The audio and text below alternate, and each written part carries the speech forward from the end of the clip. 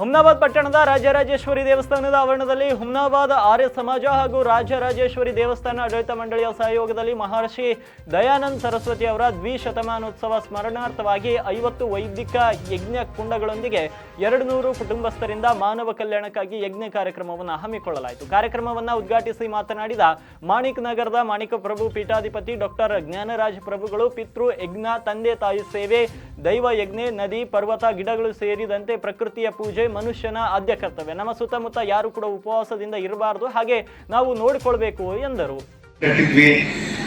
ನಾವು ಒಂದು ಮಾತಾಡ್ತೀವಿ, ಎಲ್ಲರೂ ಕಟ್ಬೋದು, ಎಲ್ಲರೂ ಮಾಡ್ಬೋದು.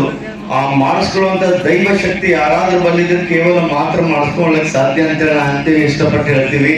ಹಲವಾರು ತೊಂದರೆಗಳು ಇರಬಹುದು, ಆದ್ರೆ ಮನುಷ್ಯ ಸನ್ಮಾರ್ಗಕ್ಕೆ ಹೋಗ್ಬೇಕಿತ್ತಂದ್ರೆ ಅದು ಒಂದೇ ಮಾರ್ಗ. ಅದು ಯಾವ್ದಂದ್ರೆ ಅದು ಅಧ್ಯಾತ್ಮದ ಮಾರ್ಗ. ನಾನು ಪ್ರೇಮ ಪಾಟೀಲ್ ಅವರಾಗ್ಲಿ, ಪಾಟೀಲ್ ಪರಿವಾರದವರಾಗ್ಲಿ, ಆರ್ಯ ಸಮಾಜದವರಾಗಲಿ ಇವತ್ತು ಎಂತ ಕಾರ್ಯ ಮಾಡಿದ್ರಂದ್ರ ಉಪ್ಪು ಹುಟ್ಟಿದ್ದು ನೀರಲ್ಲಿ, ಉಪ್ಪು ಕರಗಿದ್ದು ನೀರಲ್ಲಿ, ಆನೆಕಲ್ಲು ಹುಟ್ಟಿದ್ದು ನೀರಲ್ಲಿ, ಆನೆಕಲ್ಲು ಕರಗಿದ್ದು ನೀರಲ್ಲಿ, ಕಪ್ಪೆ ಚಿಪ್ಪು ಹುಟ್ಟಿದ್ದು ನೀರಲ್ಲಿ, ಕಪ್ಪೆ ಚಿಪ್ಪು ಕರಗಿದ್ದು ನೀರಲ್ಲಿ, ಅದೇ ನೀರಲ್ಲಿ ಮುತ್ತು ಹುಡ್ತು